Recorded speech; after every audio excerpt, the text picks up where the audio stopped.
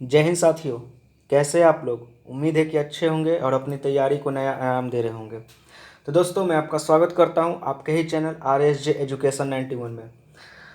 तो दोस्तों, जैसा कि आप लोग जानते हैं कि हम लोगों ने हिस्ट्री का बैच स्टार्ट किया है। हिस्ट्री में भी मॉडर्न हिस्ट्री ने हम लोग लिए हैं, और मॉडर्न हिस्ट्री में हम लोग भारत में यूरोपीय आगमन के बारे में पढ़ रहे हैं। दोस्तों, इससे पहले मैंने 2 वीडियो दिया है पुर्तगाली और डच के बारे में। जो लोग इस वीडियो को नहीं देखे होंगे, उसको देखने के लिए आपको डिस्क्रिप्शन बॉक्स में उसका लिंक दिया जाएगा, आप वहाँ से भी जाकर देख सकते हैं। या हमारे प्लेलिस्ट में हर एक चीज़ का प्लेलिस्ट बनाया हुआ है। जैसे आपका SI का प्रीवियस ईयर का बैच चल रहा है उसका, फिर 10 बजे आपका ग्रुप डी, SSC या अन्य किसी एग्ज़ाम के लिए चैप्टर वाइज क्वेश्चन चल रहा है वो, फिर सुबह 6 बजे करेंट अफेयर का क्लास चल रहा है। और ये हमारा क्लास जो 9 बजे रात में चलता था, अब ये सुबह में 12 बजे अर्थात दोपहर में 12 बजे चल रहा है। तो दोस्तों, इसी क्रम में मैं आज 3 यूरोपीय कंपनी को लूँगा, जिसमें डेनिश, फ्रांसीसी और स्वीडिश है। ठीक है, इससे पहले हम लोगों ने 2 पढ़ लिया है, पुर्तगाली और डच के बारे में। ठीक है दोस्तों, तो चलते हैं, हम लोग शुरू करते हैं। डेनिश, फ्रांसीसी और स्वीडिश को आज ख़त्म करते हैं, और जो नेक्स्ट वीडियो कल आएगा वो फुल्ली अंग्रेज के बारे में रहेगा। ठीक है, अंग्रेज कैसे आए और क्या कंपनी स्थापित की, क्योंकि ये तीनों जो है कि इम्पॉर्टेंट है एग्ज़ाम के दृष्टिकोण से, लेकिन इससे क्वेश्चन जो है उतना नहीं उठता है। ठीक है, चलिए, लेकिन सिलेबस में है तो हमें पढ़ना ज़रूरी है।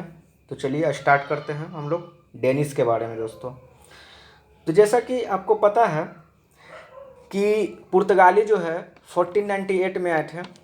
कब आए थे? 1498 में मैंने आपको बताया था। फिर डच आए थे 1595 या 96 में आए थे।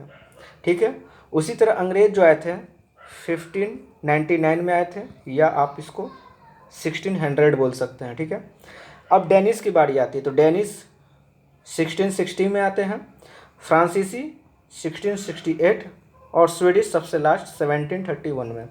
तो दोस्तों, इसी क्रम में हम लोगों को आज डेनिश पढ़ना है। तो डेनिश जो है 1660 में आते हैं। डेनिश के बारे में हम लोग देखते हैं। तो देखिए दोस्तों, डेनिश जो है 1660 में आए। ठीक है, लेकिन इससे पहले अंग्रेज आए।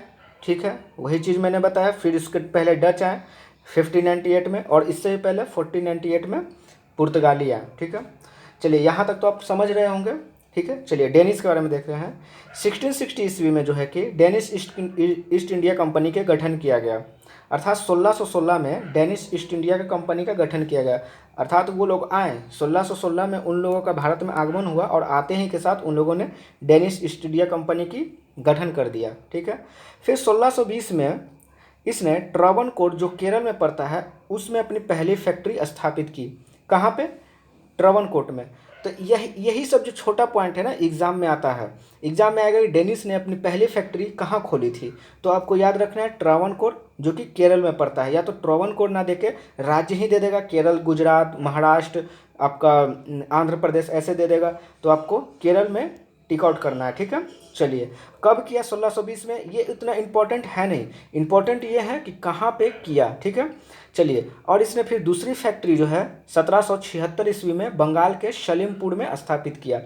तो इन्होंने पहली फैक्ट्री आपका केरल में और दूसरी फैक्ट्री बंगाल में। ठीक है, ये जो थे डेनिश जो है अपना प्रभुत्व जो है कि पूरी तरह से भारत में जमा नहीं पाए, अर्थात ये जो है असफल रहे, यहाँ पे बिजनेस करने में असफल रहे।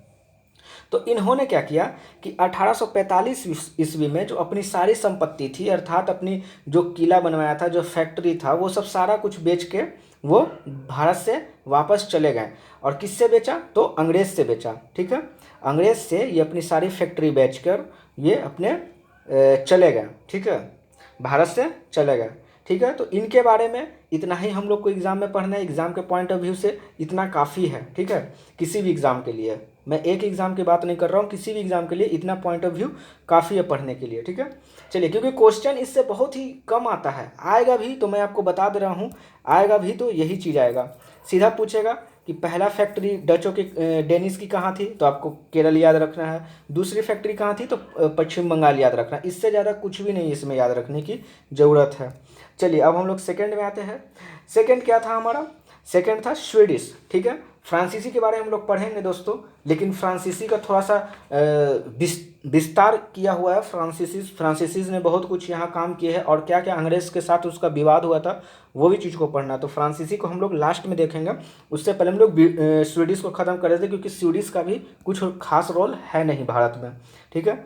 स्वीडिश जो है कि स्वीडन के निवासी को हम लोग स्वीडिश कहते हैं, ठीक है।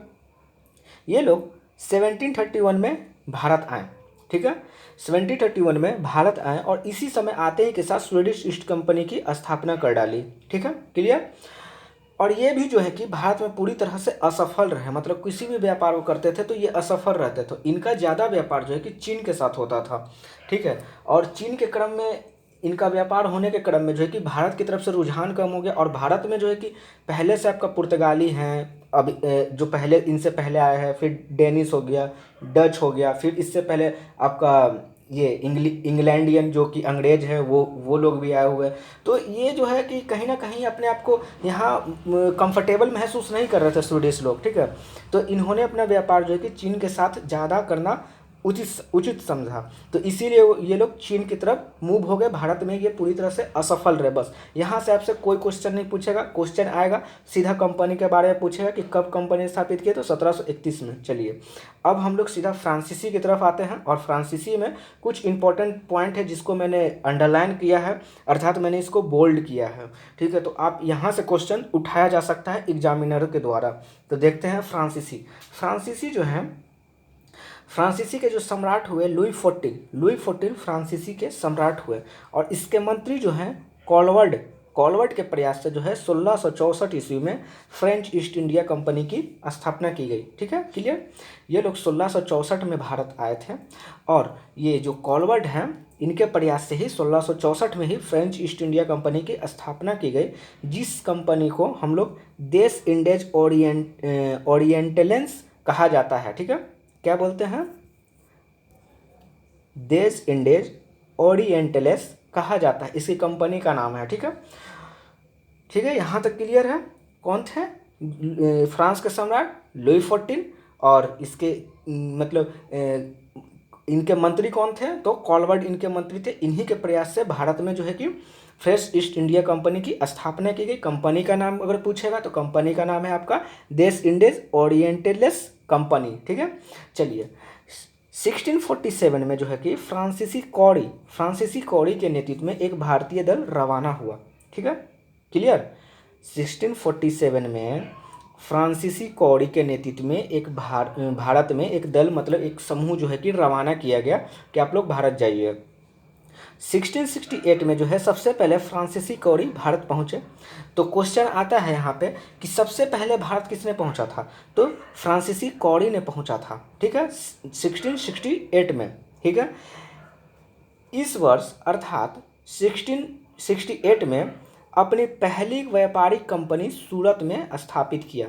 ये क्वेश्चन इंपॉर्टेंट है, इंपॉर्टेंट इस दृष्टि से है कि देखिए यहाँ पे जो कॉलवर्ड जो थे, मैं पेन का कलर चेंज कर ले रहा हूँ, यहाँ जो कॉलवर्ड थे इन्होंने 1664 ईस्वी में केवल फ्रेंच ईस्ट इंडिया कंपनी की स्थापना की, जो कि भारत में नहीं, ठीक है, लेकिन इसके नाम से जो है कि कंपनी स्टार्ट कर दिया गया। लेकिन क्वेश्चन आता है आपसे कि भारत आने वाले पहले फ्रांसीसी कौन थे, तो पहले फ्रांसीसी हमारे थे फ्रांसीसी कौड़ी, जो कि 1668 में आए, तो फ्रांसीसी कौड़ी थे, ठीक है।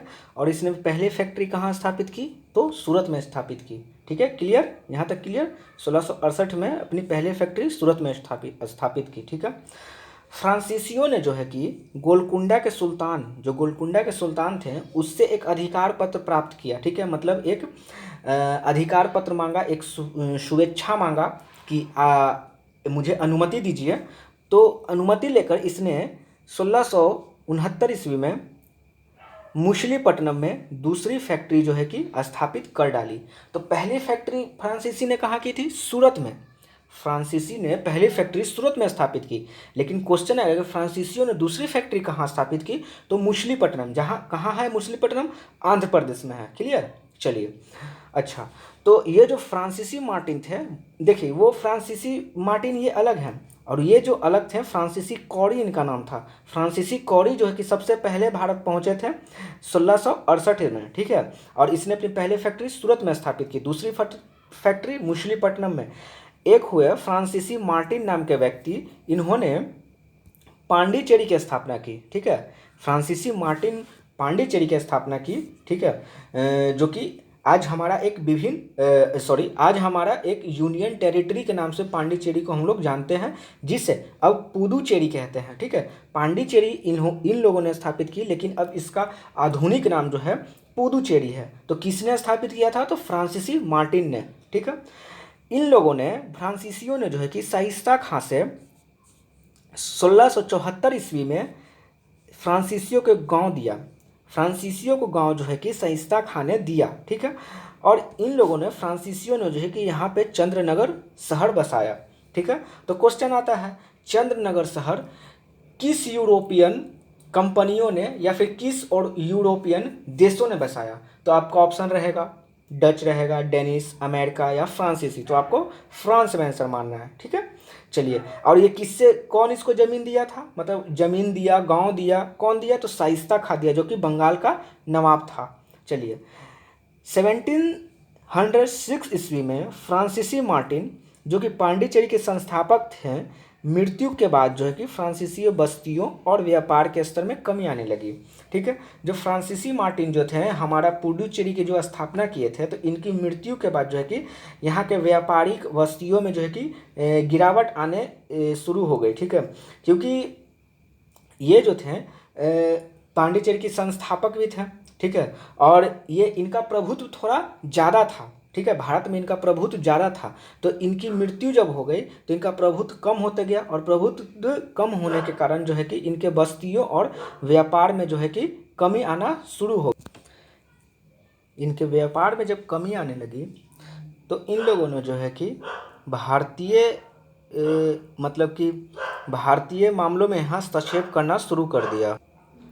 अब हुआ ये कि ये लोग जब आंतरिक मामलों में, भारत के आंतरिक मामलों में जब हस्तक्षेप करने लगे, तो ये चीज़ जो है कि अंग्रेज़ों को सही नहीं लगा, क्योंकि अंग्रेज़ जो है कि अपना प्रभुत्व जो है कि जमाना चाहते थे। वो चाहते थे कि मैं भारत पर राज करूं, लेकिन ये जो फ्रांसीसी थे ये बहुत तेज थे।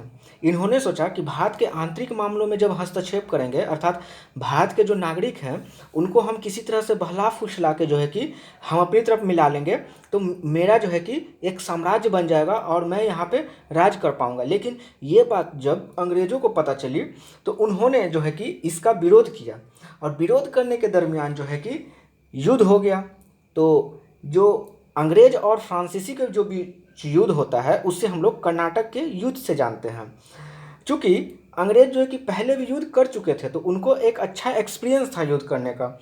बेदरा का युद्ध मैंने आपको बताया था 1757 ईस्वी में जो बेदरा का युद्ध हुआ था, बेदरा का जो युद्ध हुआ था 1757 में किनके किनके बीच हुआ था, तो डच और ये अंग्रेज के बीच हुआ था। तो इनको तो युद्ध का तो पहले से अभ्यास था ही, क्योंकि इनको पता था कि युद्ध में क्या करना है और क्या नहीं करना है, तो इनका युद्ध का अच्छा से अभ्यास था।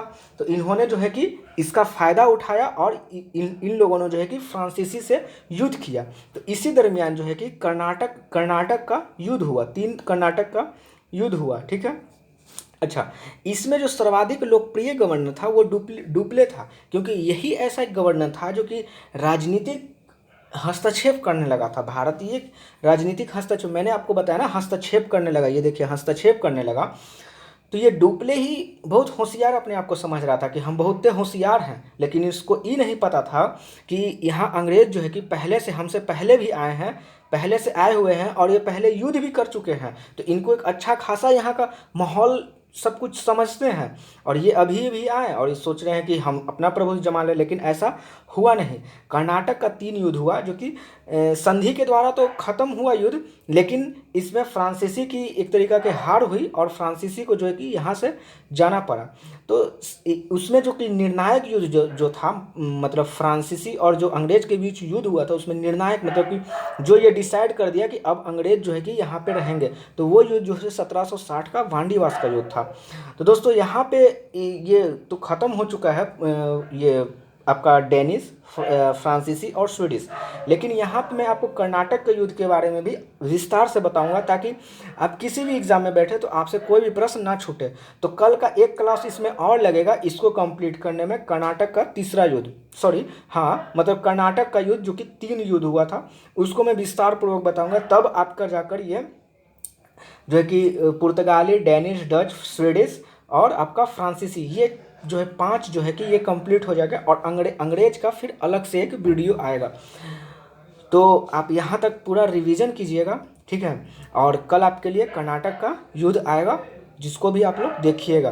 तो उम्मीद करता हूँ कि आपको ये सेशन अच्छा लगा होगा, और दोस्तों अच्छा लगा है तो प्लीज़ इस सेशन को शेयर कीजिए, क्योंकि शेयर करने से जितने भी जो बच्चे पेड कोर्स में एडमिशन नहीं ले सकते हैं वो इस फ्री कोर्स का जो है कि लुत्फ़ उठाएं, ठीक है। चलिए, तो मैं इसी वाक्य के साथ अपने शब्दों को विराम देता हूं और उम्मीद करता हूं कि आप लोग इसको लाइक ज़रूर करेंगे, शेयर, कमेंट और सब्सक्राइब भी करेंगे। चलिए दोस्तों, जय हिंद, धन्यवाद।